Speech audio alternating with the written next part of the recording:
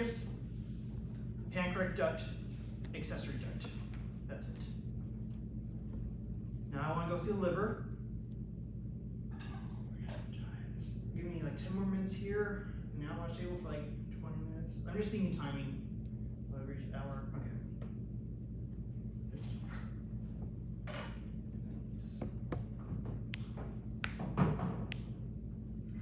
Okay. This is. I'm just really debating. Should we do a lecture today as well? I don't think we need to. But if we don't finish on Monday, I just won't test on what we don't cover.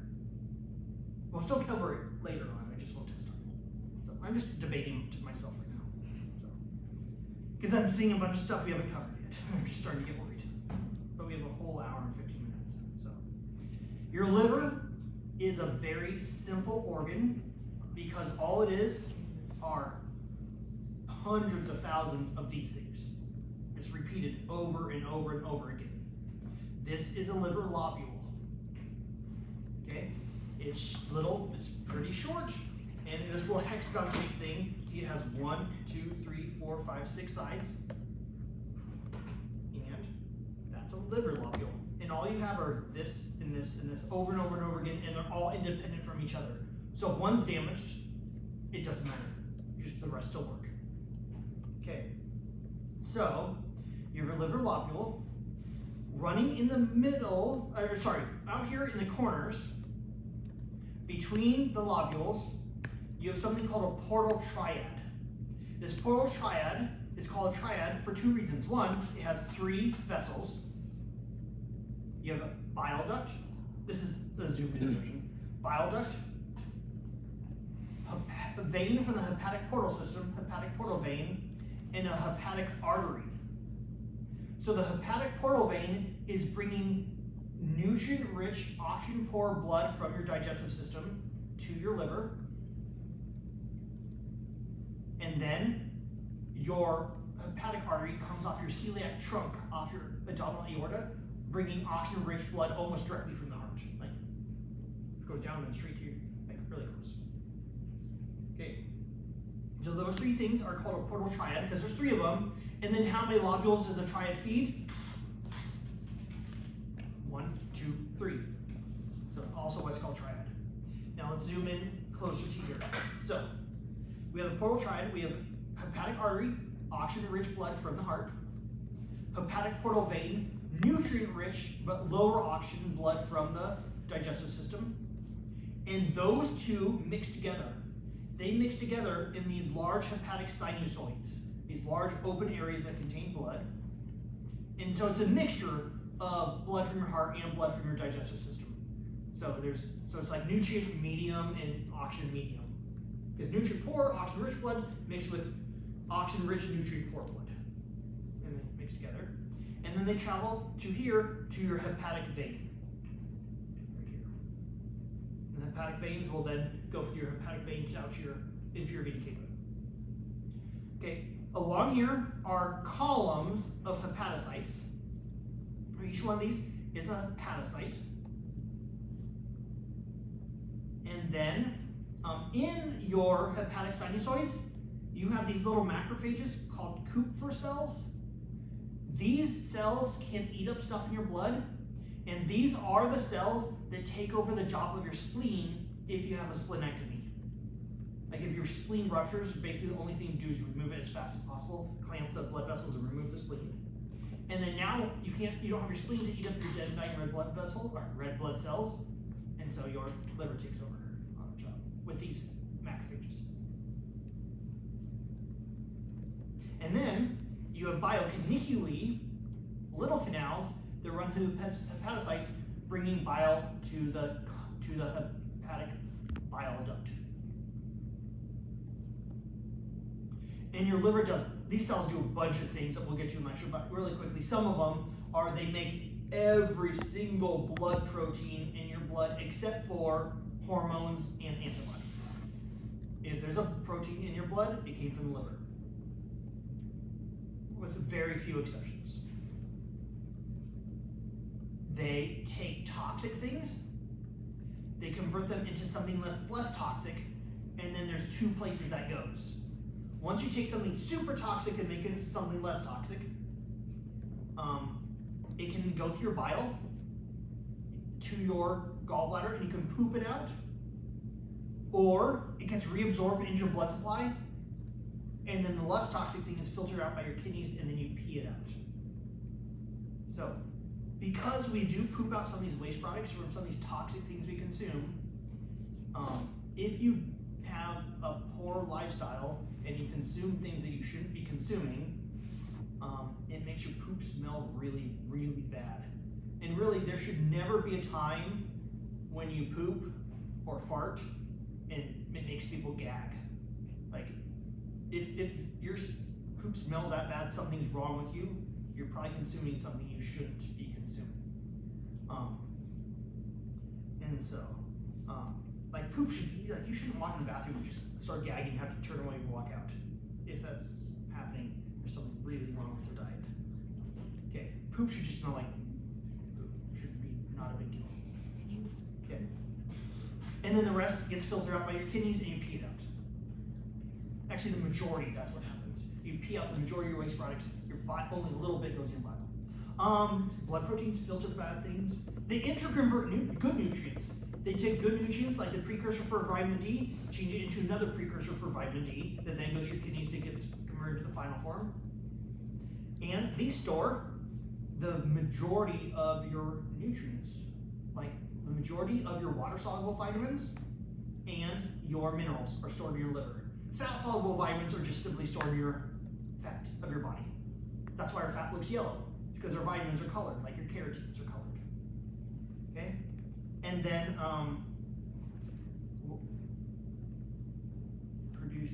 and then here's another one. Like, what does liver taste like when you eat it? I hate it. It's gross. It tastes like you're eating metal. It tastes like you're eating iron. Even if you soak it in milk, it still doesn't get rid of it all. So that's because this is where the vast majority of your vitamins and minerals are in your liver. So what's the first organ any animal ever eats when they eat another animal? They go to the liver first, because that's the most nutritious organ of all. So if you are stranded on a deserted island or lost, like, make sure you eat the liver. And you also need to eat some bones too, because if you just eat their meat, you won't get enough calcium in your diet. So, okay. So that's it. There'll definitely be things up there. Okay, then we have these two livers. I actually like this one better. Pretty much everything else, I like this torso better. I like this other guy's liver better on here. So, this is the coronary ligament. It attaches the liver to your diaphragm. This is the falciform ligament. It attaches the liver to your abdominal wall. And then down here is your round ligament. It's the remnants of your umbilical cord that used to go to your belly button. Your liver has 4 lobes. Right lobe, left lobe, and then on the bottom. So this is back, that's front, and this is the bottom side. So here is your quadrate lobe because it's shaped like a rectangle. And this your caudate lobe is shaped like a tail, and it's at your back, nearest your tailbone. So that's caudate lobe. Now I just want to focus down here. Okay, so right lobe, left lobe. Let me go ahead and, I don't know, I'll remember right now. So this is right side, this is left. So this is the right hepatic duct, left hepatic duct. So coming from your right liver, from your left liver, they combine to form this right here. This is your common hepatic duct, just there. Common hepatic duct means it's coming from the liver somewhere, because that's what hepatic means. Then what happens is the cystic duct branches off the common hepatic duct. The cystic duct comes to your gallbladder. So when bile comes here, it comes and it gets stored, and not only stored, but concentrated in your gallbladder.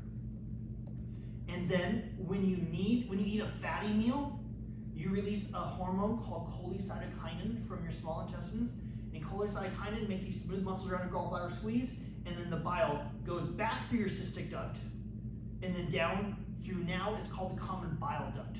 Coming here and then to here. So this leads to here, which is the common bile duct. And common bile duct means it's just bile. You don't know if it's coming from the liver or gallbladder. The hepatic ducts, here, here, and here, only come from the liver, but your common bile duct could come from the liver or gallbladder. Also, just really quickly, I have more time here than I do in lecture. I want to talk about one type of diet that's really, really bad for you. Basically, all fad diets are bad for you except for intermittent fasting. So that's the only one that makes sense. It works. I was 218 and now I'm 192. And I don't really exercise. I don't die. I don't eat well. I just control when I eat. And by controlling when I eat, I can control my hormones. And that makes me burn fat and build muscle.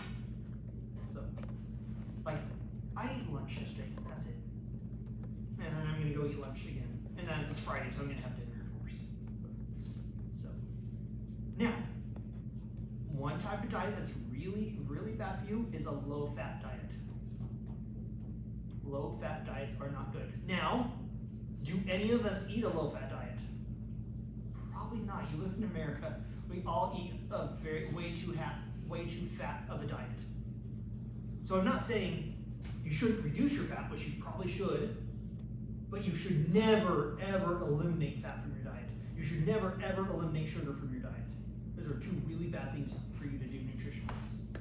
Okay, here's why you shouldn't limit fat from your diet. If you never consume fat, well, first of all, you need fat to make hormones and cell membranes and a ton of stuff in your body. You need fat. Like cell membranes are the most important part of your body, and you need fat to make it. So, of course, you need it for that. But here's something. If you eat a zero-fat diet and no fat enters your small intestines, you will not release cholecytokinin. Cholecytokinin comes here and tells your gallbladder to constrict and release its bile. So if you never eat fat, your gallbladder never empties. And your liver also never stops producing bile. So as you produce it, you keep on producing it, and all it does is keeps on going to your gallbladder, gallbladder. But your gallbladder is small, it can't store it all. So what it does is it concentrates it. But if you concentrate so much, it's going to turn into solid masses, like solid masses of cholesterol, and that's called a gallstone.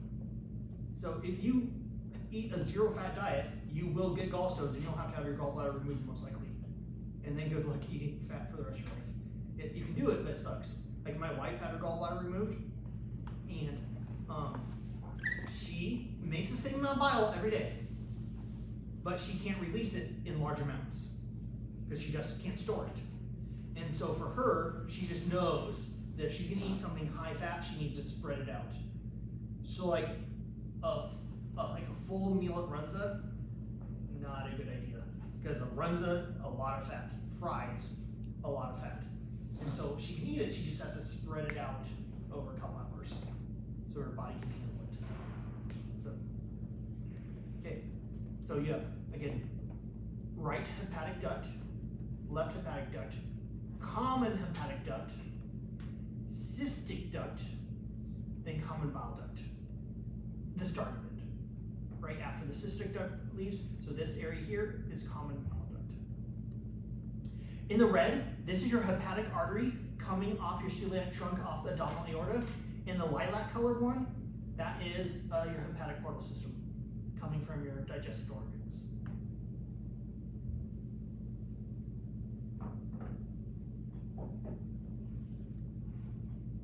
Right lobe, left lobe, quadrate lobe, and caudate lobe. Trying to stay in the middle of the screen. Okay. I have a laser thing you guys can't see. It's like I don't know if you can't see it, but it tells me where to be. Okay. Coronary ligament would be here, falciform ligament there, gallbladder. I don't like this one as much because you can't really see the bile ducts as well, but you have here, this is the cystic duct, there, gallbladder, hepatic artery, hepatic portal system, inferior vena cava.